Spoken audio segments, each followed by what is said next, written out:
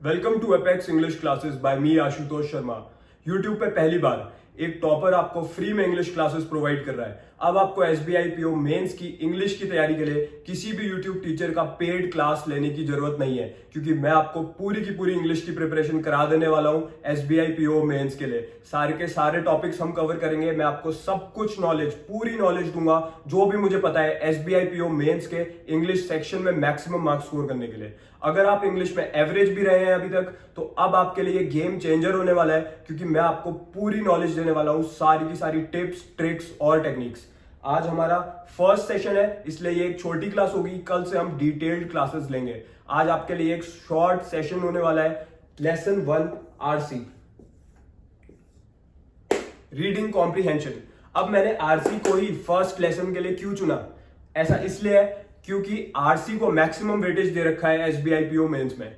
SBI PO mains का जो English section है उसमें आरसी के सबसे ज्यादा मार्क्स अलॉटेड है। यानी कि अगर आपने आरसी को अच्छे से अटेम्प्ट कर लिया अपने एसबीआई पीओ मेंस में, तो बाकी स्टूडेंट से ज्यादा मार्क्स आप स्कोर कर जाओगे। आरसी क्या है? आरसी में एक पैसेज गिवन रहेगा आपको, उसमें 3 से 4 पैराग्राफ होंगे। Paragraph 1, paragraph 2, paragraph 3, paragraph 4। 4 paragraph आपको, 3 से 4 पैराग्राफ दे रखे होंगे। ये किसी एक कॉमन टॉपिक के अराउंड रिवॉल्व कर रहे होंगे। लेट्स से हम एक एग्जांपल लेते हैं, ग्लोबल वार्मिंग। ग्लोबल वार्मिंग पे ये 4 पैराग्राफ हमें दे रखे हैं।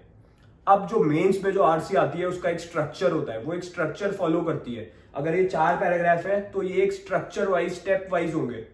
ये मॉक के क्वेश्चन नहीं है, एक्चुअल एग्जाम लेवल की मैं बात कर रहा हूं। एक्चुअल मेंस एग्जाम में आपके जो आरसी आएगा उसमें एक स्ट्रक्चर फॉलोड होगा इन पैराग्राफ्स का।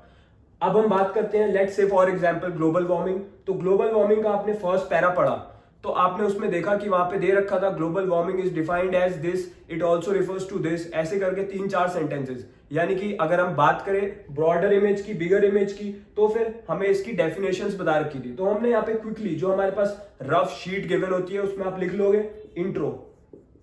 यानी कि इस पूरे के पूरे पैराग्राफ को आपने एक वर्ड में एक्सप्लेन कर दिया, अपनी रफ शीट में लिख दिया इंट्रो, कि यहाँ पे इंट्रो की बात हो रही है। अभी आगे चल के मैं आपको बताऊंगा कैसे ये आपकी हेल्प करेगा। सेकंड पैराग्राफ को आपने क्विकली रीड करा, ठीक है। इसमें बता रखा था कि ग्लोबल वार्मिंग का एनिमल्स पे क्या इफेक्ट पड़ता है, ग्लोबल वार्मिंग का ह्यूमंस पे क्या इफेक्ट पड़ता है, गवर्नमेंट्स पे क्या इफेक्ट पड़ता है, एनवायरमेंट पे क्या पड़ता है।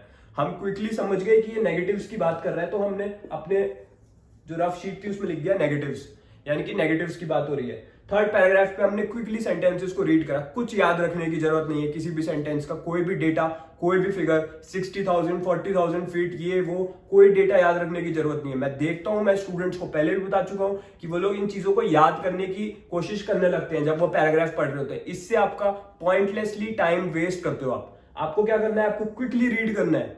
आपको बस समझना है कि किस बारे में बात हो रही है इस पैरा में। तो इस पैरा में अगर बात हो रही है कि क्या सॉल्यूशन हो सकता है, इलेक्ट्रिक व्हीकल हम ले आएंगे, हम लोग सोलर एनर्जी को यूज करने लगेंगे, एफ्लुएंट्स कम कर देंगे फैक्ट्रीज के, तो ये हो गया हमारा सॉल्यूशन। तो क्विकली हमने लिख लिया सॉल्यूशन। ये 3 वर्ड हम लिख चुके हैं अभी तक अपनी रफ शीट में। ये 3 वर्ड क्या बता रहे हैं? ये बता रहे हैं कि ये पैरा किस बारे में है, ये पैरा किस बारे में, और ये पैरा किस बारे में। 1, 2, 3, ये तीनों पैराग्राफ हमें बता रहे हैं।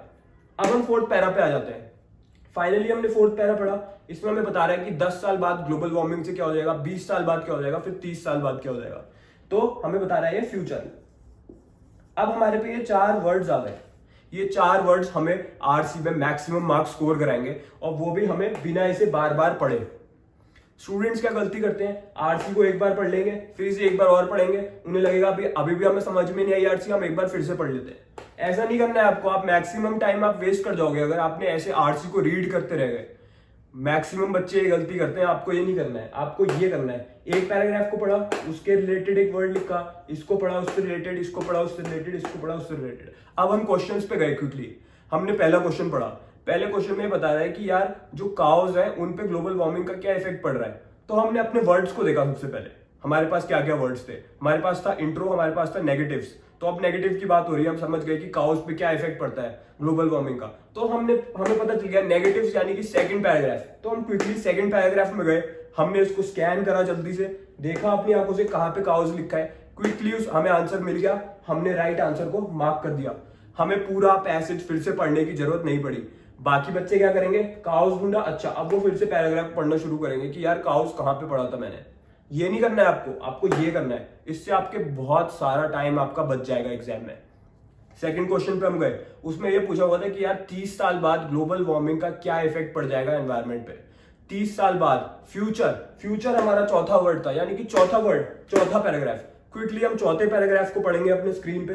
चौथे पैराग्राफ में हमें आंसर मिल जाएगा, हम उसको मार्क कर देंगे, एक और आंसर हमारा हो गया। जितनी देर में बच्चे पैराग्राफ के आरसी 3 से 4 बार पढ़ रहे होंगे, उतनी देर में आप क्वेश्चंस का भी आंसर कर चुके होंगे, अगर आपने इस स्ट्रेटेजी को फॉलो करा। ये वही प्लान है जो आपको गेम चेंजर आपकी प्रिपरेशन में साबित होगा। जब आप एग्जाम में आरसी को अटेम्प्ट करोगे, तब आपको पता चलेगा कि कितना टाइम आपका सेव हो गया। आज से आप इस स्ट्रेटेजी को अप्लाई करके देखोगे। आज आप एक आरसी का सेट सॉल्व करोगे, मुझे इसकी परवाह नहीं है, आप कोई भी सेट उठा लो जो भी आपके पास पड़ा है, मेंस लेवल का वो होना चाहिए, बट ठीक है, मेंस लेवल का, एग्जैक्ट मेंस लेवल का सेट आप सॉल्व करोगे, इस अप्रोच को यूज करोगे। अब हमने तीसरे क्वेश्चन पे गए। तीसरे क्वेश्चन पे ये लिखा हुआ था कि जो ग्लोबल वार्मिंग है उसकी फ्रेंच में क्या डेफिनेशन है, यानी कि फ्रांस में उसको किस तरीके से डिफाइन करते हैं ग्लोबल वार्मिंग को। तो हम समझ गए डेफिनेशंस की बात हो रही है। इंट्रोडक्शन में हमने पढ़ा था, इंट्रो फर्स्ट पैराग्राफ, यहां से ढूंढा, आंसर मार्क कर दिया। फोर्थ क्वेश्चन पे हम गए, वहां पे हमें पूछा हुआ था कि यार ग्लोबल वार्मिंग के लिए इंडस्ट्रीज पे क्या करना चाहिए ताकि ग्लोबल वार्मिंग कम हो जाए। तो हमें पता चल गया, आप सॉल्यूशन मांग रहे हैं हमसे, तो सॉल्यूशन थर्ड पैराग्राफ में गए, आंसर मार्क। ये एक छोटा सा सेशन था आपके लिए, फर्स्ट क्लास थी ये, ठीक है, एपेक्स इंग्लिश क्लासेस की। अब आगे चल के आपको बड़ी क्लासेस देखने को मिलेंगी। आज आपको एक आइडिया लग गया होगा कि किस तरीके की आपकी पढ़ाई होने वाली है। तो आज के लिए आपको मैं होमवर्क भी दे रहा हूं, आपको एक एग्जैक्ट एग्जाम लेवल का आरसी उठाना है, ठीक है, जो मेंस लेवल का हो। उससे आपको ये अप्रोच ट्राई करके देखनी है, और एक बार आप अपनी पहली वाली अप्रोच यूज कीजिएगा, उसके बाद आप ये अप्रोच यूज कीजिएगा। कल जो हम मिलेंगे सेकंड क्लास में रात को 9:30 बजे, उसमें हम लोग एक एक्चुअल एग्जाम लेवल का रीडिंग कॉम्प्रिहेंशन सेट सॉल्व करूंगा मैं आपके लिए। मैं आपको ये अप्रोच अप्लाई करके दिखाऊंगा कि इसको कैसे अप्लाई करना है। तब तक आप इसे आज अप्लाई कीजिए, कल मैं आपको एग्जाम लेवल का सॉल्व करके दिखा दूंगा। So we'll meet tomorrow. And आपको ये क्लासेस कैसी लग रही है, आपको कैसा लगा हमारा फर्स्ट सेशन, ये आप मुझे कमेंट सेक्शन में बताइएगा। अगर आपको इस अप्रोच से रिलेटेड कोई भी डाउट है तो आप मुझसे कमेंट्स में पूछ सकते हैं। Till then keep preparing, keep practising, all the best.